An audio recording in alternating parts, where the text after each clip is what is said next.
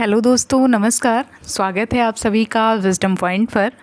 दोस्तों, हम देख रहे हैं हिंदी साहित्य से संबंधित एक महत्वपूर्ण श्रृंखला जो कि आधारित है डॉक्टर गोविंद पांडे व सरस्वती पांडे जी की किताब हिंदी भाषा एवं साहित्य का वस्तुनिष्ठ इतिहास पर।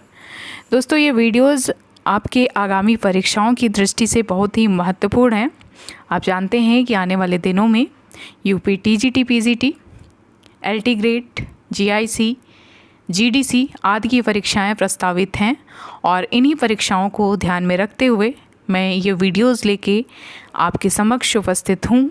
निश्चित रूप से मैं इस विश्वास के साथ में आप सभी के समक्ष उपस्थित हो रही हूँ लगातार कि ये वीडियोस आपके आगामी परीक्षाओं में आपकी सफलता में भागीदार बने। तो दोस्तों, शुरू करते हैं आज का वीडियो। आज के इस वीडियो में हम भक्ति काल देखेंगे। भक्ति काल के पूर्व पीठिका के रूप में कुछ महत्वपूर्ण बिंदुओं को देखेंगे। तो चलिए शुरू करते हैं आज का वीडियो। दोस्तों, वीडियो में आगे बढ़ें उससे पहले मैं आप सभी से एक निवेदन करना चाहूँगी कि अगर अभी तक आपने मेरे चैनल को सब्सक्राइब नहीं किया है तो प्लीज़ मेरे चैनल को सब्सक्राइब कर लें, और अगर मेरा वीडियो पसंद आए तो उसे लाइक और शेयर भी ज़रूर करें। धन्यवाद। चलिए शुरू करते हैं आज का वीडियो। भक्ति काल के पूर्व पीठिका के रूप में कुछ पॉइंट्स हैं जिनको हम देखते हुए आगे बढ़ेंगे। मोनियर विलियम्स के अनुसार भक्ति शब्द की व्युत्पत्ति भज धातु से हुई है। ध्यान दीजिएगा, भक्ति शब्द की व्युत्पत्ति भज धातु से हुई है। भक्ति शब्द का सर्वप्रथम उल्लेख श्वेताश्वतर उपनिषद में मिलता है। ध्यान दीजिएगा, भक्ति शब्द का सर्वप्रथम उल्लेख श्वेताश्वतर उपनिषद में मिलता है। भक्ति आंदोलन के उदय के संबंध में कुछ विद्वानों का अभिमत है, जो कि देखते हैं हम लोग। विद्वान है ग्रियर्सन जी कहते हैं कि भक्ति काल ईसाइयत की देन है। ग्रियर्सन के अनुसार आचार्य रामचंद्र शुक्ल जी कहते हैं कि भक्ति काल भारत में इस्लामी आक्रमण की प्रतिक्रिया के रूप में उभर कर आया। आचार्य रामचंद्र शुक्ल जी भक्ति काल को इस्लामी आक्रमण की प्रतिक्रिया के रूप में देखते हैं। आचार्य हजारी प्रसाद द्विवेदी जी कहते हैं कि भक्ति काल भारतीय चिंतन धारा का स्वाभाविक विकास है। ये किसी का योगदान नहीं मानते, ये कहते हैं कि भारतीय चिंतन धारा का स्वाभाविक विकास है, जो कि हम भक्ति काल के रूप में देखते हैं। गजानन माधव मुक्तिबोध जी कहते हैं कि ऐतिहासिक सामाजिक शक्तियों के रूप में जनता के दुख व कष्टों से भक्ति काल का उदय हुआ। गजानन मुक्तिबोध जी कहते हैं कि ऐतिहासिक सामाजिक शक्तियों के रूप में जनता के दुख व कष्टों से भक्ति काल का उदय हुआ। डॉक्टर रामविलास शर्मा जी का स्टेटमेंट है। डॉक्टर रामविलास शर्मा जी भक्ति काल के उदय को लेकर कहते हैं कि भक्ति आंदोलन एक जातीय और जनवादी आंदोलन है। भक्ति आंदोलन एक जातीय और जनवादी आंदोलन है। भक्ति आंदोलन के उद्गम स्थल के संबंध में कुछ विद्वानों के मत निम्न हैं। आइए देखते हैं। भक्ति आंदोलन के उद्गम स्थल को लेके आचार्य रामचंद्र शुक्ल जी कहते हैं कि भक्ति का जो सोता दक्षिण की ओर से धीरे धीरे उत्तर भारत की ओर पहले से ही आ रहा था, उसे राजनीतिक परिवर्तन के कारण शून्य पड़ते हुए जनता के हृदय क्षेत्र में फैलने के लिए पूरा स्थान मिला। ये स्टेटमेंट है रामचंद्र शुक्ल जी का। फिर से देखेंगे इसे, ये कई बार परीक्षाओं में पूछा जाता है, तो इसको ध्यान रखिएगा। भक्ति का जो सोता दक्षिण की ओर से धीरे धीरे उत्तर भारत की ओर पहले से ही आ रहा था, उसे राजनीतिक परिवर्तन के कारण शून्य पड़ते हुए जनता के हृदय क्षेत्र में फैलने के लिए पूरा स्थान मिला। आचार्य रामचंद्र शुक्ल। कबीरदास जी कहते हैं कि भक्ति द्राविड़ उपजी लाए रामानंद, प्रकट किया कबीर ने 7 दीप 9 खंड। ये कथन है कबीरदास जी का। श्रीमद् भागवत में लिखा गया है, उत्पन्ना द्राविड़े साहम वृद्धि कर्णाटके गता क्वचिन्तुक चिन्म महाराष्ट्रे गुर्जरे जीर्णताम गता। ये श्लोक है श्रीमद् भागवत का। आचार्य रामचंद्र शुक्ल ने दक्षिण में भक्ति का उद्भव स्वीकार किया है। आचार्य रामचंद्र शुक्ल जी कहते हैं कि दक्षिण में भक्ति का उदय हुआ, फिर वो धीरे धीरे वहाँ से उत्तर भारत की ओर उन्मुख हुआ। भक्ति आंदोलन के संबंध में विभिन्न विद्वानों के कथन निम्नलिखित हैं। ग्रियर्सन कहते हैं कि बिजली के चमक के समान अचानक समस्त पुराने धार्मिक मतों के अंधकार के ऊपर एक नई बात दिखाई दी।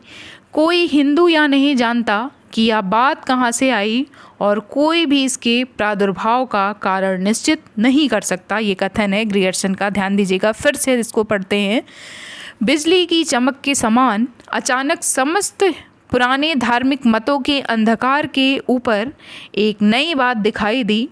कोई हिंदू यह नहीं जानता कि यह बात कहाँ से आई और कोई भी इसके प्रादुर्भाव का कारण निश्चित नहीं कर सकता। ग्रियर्सन। देश के मुसलमानों का राज्य प्रतिष्ठित हो जाने पर, ये महत्वपूर्ण कथन है क्योंकि ये आचार्य रामचंद्र शुक्ल जी का है, तो ध्यान दीजिएगा। देश में मुसलमानों का राज प्रतिष्ठित हो जाने पर हिंदू जनता के हृदय में गौरव, गर्व और उत्साह के लिए अवकाश न रह गया।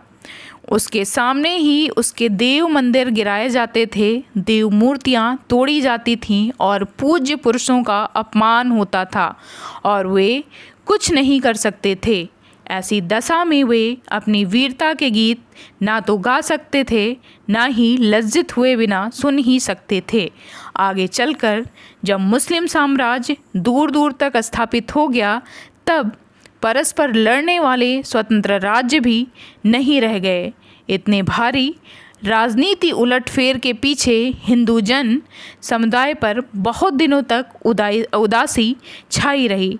अपने पौरुष से हताश जाति के लिए भगवान की शक्ति और करुणा की ओर ध्यान ले जाने के अतिरिक्त दूसरा कोई मार्ग ही क्या था, ऐसा मानना है आचार्य रामचंद्र शुक्ल जी का। हजारी प्रसाद द्विवेदी जी कहते हैं, लेकिन जोर देकर कहना चाहता हूँ कि अगर इस्लाम नहीं आया होता तो भी इस साहित्य का बारहाना वैसा ही होता जैसा आज है। ये कथन है हजारी प्रसाद द्विवेदी जी का, जो कि भक्ति काल को स्वाभाविक प्रक्रिया मानते हैं। वो कहते हैं कि अगर इस्लाम नहीं आया होता तो भी भक्ति काल का आना, साहित्य का आना, बारह आना वैसा ही होता जैसा आज है। तो ये भारतीय संस्कृति का स्वाभाविक विकास मानते हैं आचार्य हजारी प्रसाद द्विवेदी जी।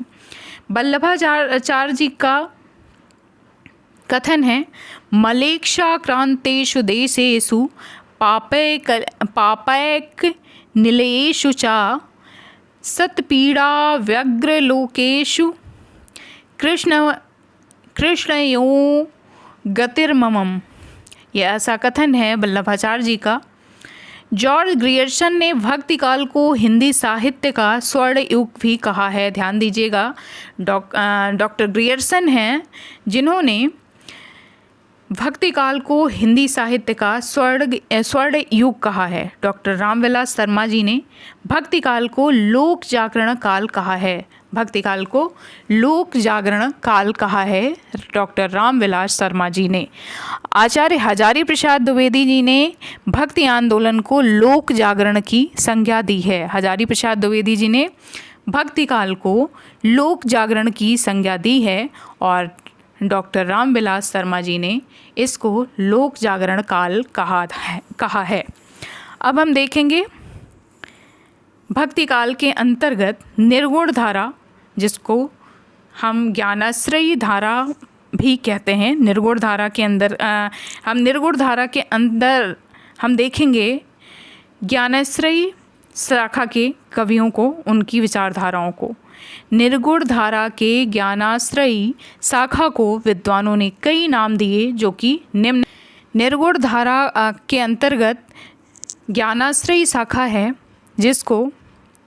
जिसके प्रस्तोता हैं आचार्य रामचंद्र शुक्ल जी। शुक्ल जी कहते हैं,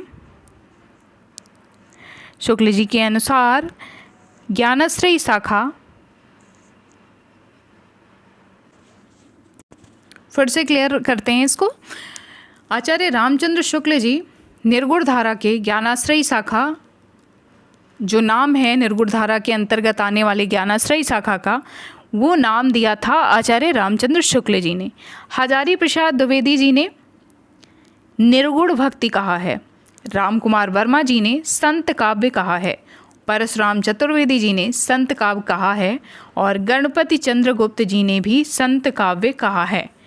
तो ये नाम जो ज्ञानाश्रयी शाखा है ये आचार्य रामचंद्र शुक्ल जी का दिया हुआ है। अब हम देखेंगे संत काव्य धारा के प्रथम कवि और उसके प्रस्तोता कौन हैं। संत काव्य धारा के प्रथम कवि और प्रस्तोता किन विद्वानों के अनुसार कौन कौन है? तो आचार्य रामचंद्र शुक्ल जी,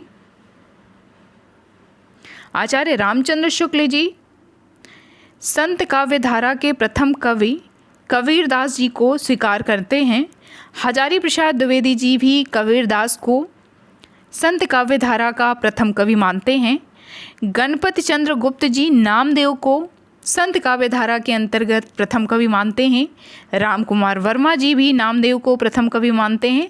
राम स्वरूप चतुर्वेदी जी आचार्य शुक्ल और द्विवेदी जी की तरह कबीर को ही संत काव्य धारा के प्रथम कवि के रूप में स्वीकार करते हैं। आचार्य रामचंद्र शुक्ल जी ने लिखा, निर्गुण मार्ग के निर्दिष्ट प्रवर्तक कबीरदास ही थे। आचार्य शुक्ल जी ने लिखा है कि निर्गुण मार्ग के निर्दिष्ट प्रवर्तक कबीरदास ही थे। हिंदी में भक्ति साहित्य की परंपरा का प्रवर्तन नामदेव ने किया। हिंदी में भक्ति साहित्य की परंपरा का प्रवर्तन नामदेव ने किया। महाराष्ट्र के संत परंपरा के आदि कवि मुकुंद राज को माना जाता है। महाराष्ट्र के संत परंपरा के आदि कवि मुकुंद राज को माना जाता है। इन्होंने सन 1190 ईस्वी में मराठी का पहला काव्य ग्रंथ विवेक सिंधु लिखा था। विवेक सिंधु किसने लिखा? उनका नाम है कवि मुकुंद राज। महाराष्ट्र में महानुभाव और वारकरी नामक दो संप्रदाय प्रचलित हैं। महाराष्ट्र में महानुभाव और वारकरी नामक दो संप्रदाय प्रचलित हैं। महानुभाव संप्रदाय के प्रवर्तक चक्रधर और वारकरी संप्रदाय के मूल प्रवर्तक संत पुंडलीक माने जाते हैं, किंतु ऐतिहासिक दृष्टि से वारकरी संप्रदाय के प्रथम उन्नायक संत ज्ञानेश्वर हैं। महाराष्ट्र के भक्त संत नामदेव का संक्षिप्त परिचय निम्नलिखित है, आइए देखते हैं। भक्त नामदेव वारकरी संप्रदाय से संबंध रखते थे। इनका जन्म हुआ था 1135 ईस्वी में और इनकी मृत्यु हुई थी 1215 ईस्वी में। जाति से ये दर्जी थे और इनके गुरु का नाम था विसुआ खेचर। इनकी रचना है मराठी में अभंग और हिंदी में इनकी जो पंक्तियां हैं उनको गुरु ग्रंथ साहिब में संकलित किया गया है और मराठी रचना का नाम है अभंग। अभंग नामदेव की रचनाएं हैं, ध्यान दीजिएगा। नामदेव की हिंदी रचनाओं की भाषा निम्नलिखित है। इसके बारे में दिया गया है कि नामदेव की भाषा क्या थी। अभंग जो कि मराठी भाषा में है और जो इनके गुरु ग्रंथ साहिब में संकलित पंक्तियां इनकी हैं, जो रचना है इनकी, उसमें सगुण भक्ति के पदों की भाषा ब्रज है। सगुण भक्ति के पदों की भाषा ब्रज है और निर्गुण पदों की भाषा नाथ पंथियों द्वारा ग्रहित खड़ी बोली या सदुक्कड़ी भाषा है। संत कवि अब हम देखेंगे प्रमुख संत कवियों को और उनका संक्षिप्त जीवन वृत्त भी। संत कवियों में सबसे पहला नाम आता है कवि रैदास का, जिनका जन्म हुआ था 1388 ईस्वी में और इनकी मृत्यु हुई थी 1518 ईस्वी में। संत रैदास जी का जन्मस्थल है काशी। इनके गुरु का नाम था रामानंद और ये जाति से चमार थे। रैदास जी, संत रैदास जी। संत कवियों में दूसरा नाम आता है कबीरदास जी का। अगर हम संत कवियों में देखें क्रमानुसार तो सबसे बड़े रैदास जी हैं।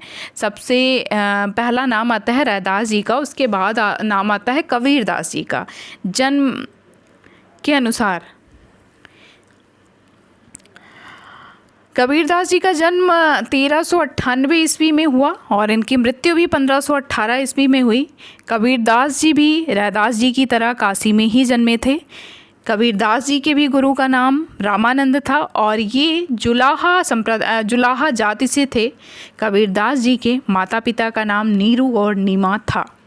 जंभनाथ जी हैं, जिनका जन्म हुआ था 1451 ईस्वी में और जंभनाथ जी की मृत्यु हुई 1523 ईस्वी में।